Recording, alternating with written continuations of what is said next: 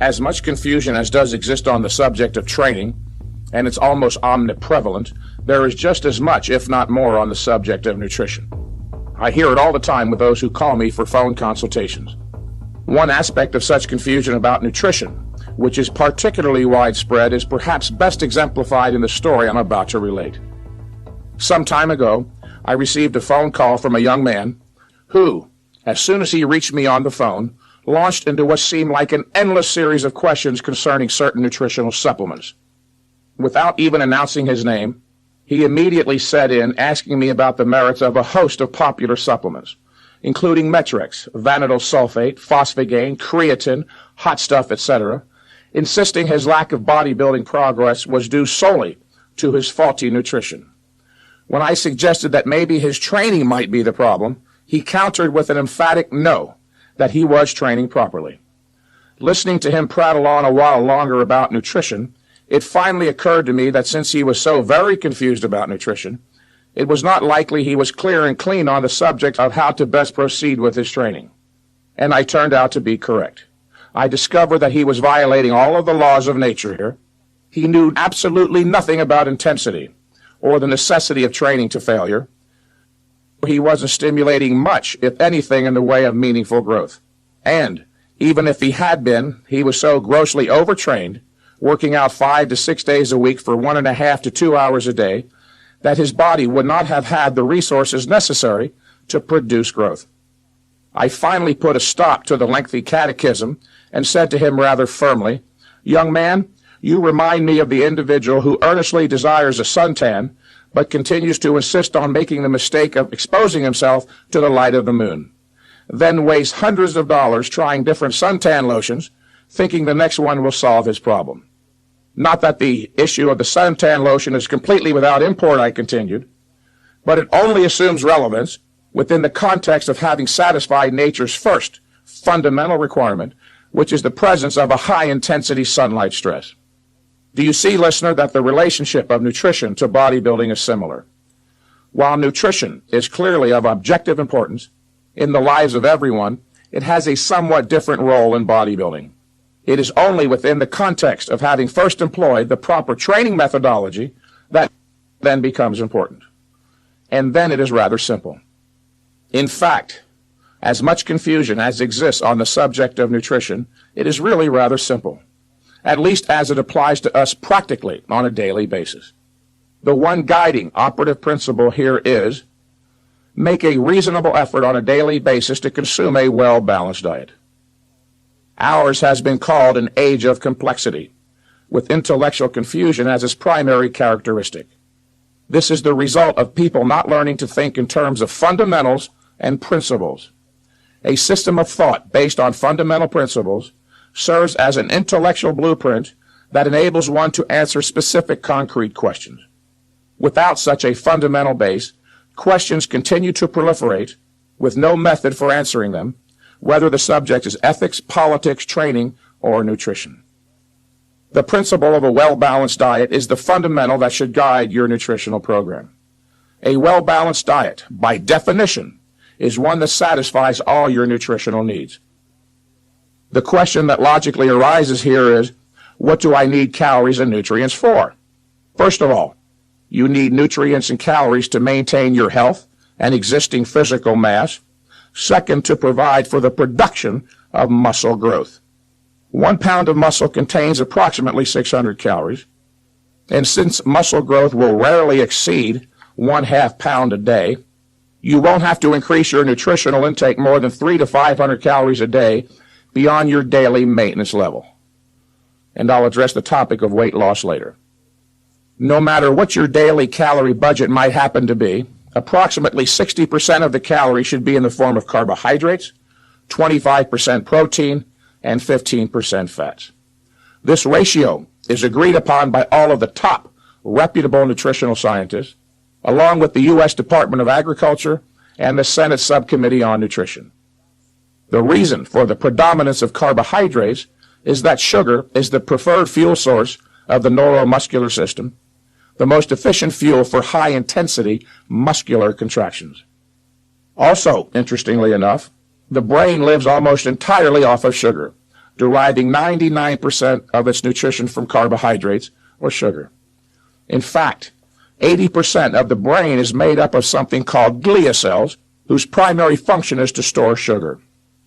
The suffix hydrate in the word carbohydrate means water, and muscle tissue is not mostly protein, but water, 72% to be precise. Glucose is stored in the muscle as a polymer, or chain of glucose molecules called glycogen, and it is primarily the glycogen that keeps the water in the muscle cell, with 3 grams of water bonded to every gram of glycogen. If you've ever been on a low-carbohydrate diet and found that your muscles became flaccid or deflated after a few days, it was because as the glycogen was used up, the water that was attached to it left the muscle. While protein has been the most overemphasized nutrient, carbohydrates have been the most maligned. The anti-carbohydrate litany began in Britain in the early 1950s and reached its apex in the United States, where diet books by so-called experts blamed carbohydrates for everything from obesity to schizophrenia.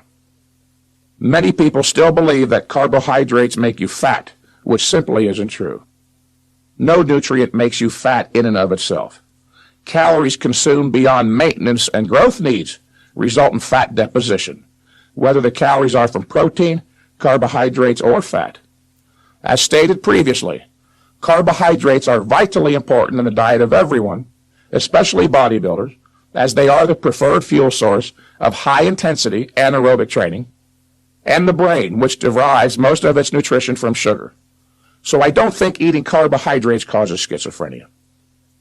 With regard to the issue of getting fat, I used to believe it was common knowledge that excess calories were responsible for fat buildup. Apparently I was wrong. In my many daily phone conversations with bodybuilders from all over the world, I see that many don't know much about the caloric dimension of nutrition. Most remarkable was a client of mine, and Dorian Yates, who happens to travel a lot as he is an agent for some of the top music groups. Last year, while in England on business, I set him up to meet Dorian, and they had breakfast together. The conversation centered mostly around bodybuilding, and the fact that my client was having a very difficult time losing fat. Dorian's suggestion to my client was that he was eating too little, which was why he was fat, and that he should boost his calories from his maintenance level of around 2,200 all the way up to 4,500. This would somehow boost his metabolism, Dorian insisted, and he'd soon be losing fat rather easily. When my client informed me of this upon his return home, I said that Dorian's advice was ludicrous, and that if he followed it, he'd be sorry. He insisted that no, Dorian is Mr. Olympia, he knows what he is talking about, and that he was going to enthusiastically follow his advice and increase his food consumption up to over 4,000 calories a day.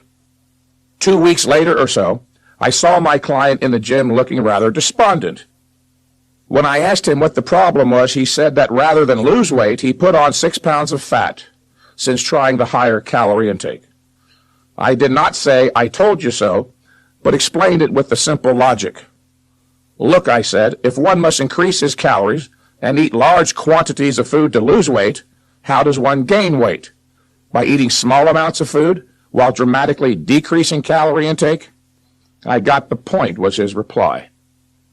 On to the subject of protein. Yes, protein is very important, of course. It is a maintenance, repair, and growth substance that must be taken in sufficient quantities to ensure optimal muscle growth. Indulging indiscriminately in massive excesses of protein beyond maintenance and growth needs, however, will not somehow cause you to grow any faster had you merely satisfied need. Remember, listener, muscle is not comprised mostly of protein, but water. Again, 72%. This does not mean that you should begin drinking gallons of water a day to hasten the muscle growth process. You'll be very uncomfortable if you try it, and the excess will merely be passed out of the body. Don't be concerned with consuming hundreds of grams of protein a day, or so many grams per kilo of body weight, thinking that so doing will somehow speed the muscle growth process. Fats are not nearly the bogeyman some make them out to be. They play a crucial role in proper nutrition, in sheathing the nerves, synthesizing many enzymes, and in helping the digestive process. Unless you are directed by a physician, Don't take in less than the recommended 15%. Make a reasonable effort each day to obtain a 60-25-15 ratio of carbohydrates to protein to fats. This may be accomplished rather easily by getting your daily complement from each of the 4 basic food groups, namely cereals and grains, fruits and vegetables, meat, fish, and poultry, milk and dairy products. Consuming fats does not make you fat either. Recently, a training client said to me that whenever he eats fats, he gets fat. And I told him that such is not true. That if I was to have him eat a small piece of butter or lard, such would not turn to fat unless he were consuming an excess of calories. Years ago, I had a friend who went off to Montana every few winters or so to climb mountains every day for a month. Upon leaving for his trip, my friend was always rather pudgy, and 1 month hence, after climbing mountains every day, he returned very lean, with almost no visible body fat. While climbing mountains, he lived predominantly on fats, such as bacon, butter, beef, and animal fat. Obviously, this individual was expending more calories through his rigorous mountain climbing activity than he was consuming, and as a result, he lost body weight in the form of fat. The only problem with fats is that they contain 9 calories a gram, as opposed to only 4 calories a gram for both protein and carbohydrates. The point here is that if you're not careful with regard to your intake of fats, the number of calories from them can shoot up very fast, and before you know it, there is fat deposition. With regards to vitamins and minerals, they are referred to as micronutrients because they are needed in such small quantities. Recommended daily allowances of the micronutrients are measured in micrograms as opposed to the grams used to measure the macronutrients. Vitamins and minerals combine in the body to form the enzymes that serve as catalysts in countless important physiologic processes. It is interesting to note here that while most Americans are well-nourished, many bodybuilders are grossly overnourished, yet they still don't see satisfactory results from their training effort. This serves only to underscore the point that training is the first, primary requirement, while nutrition is secondary. It is only within the context of having satisfied nature's first, fundamental requirement, the imposition of a high-intensity training stress, that nutrition then becomes important for the bodybuilder.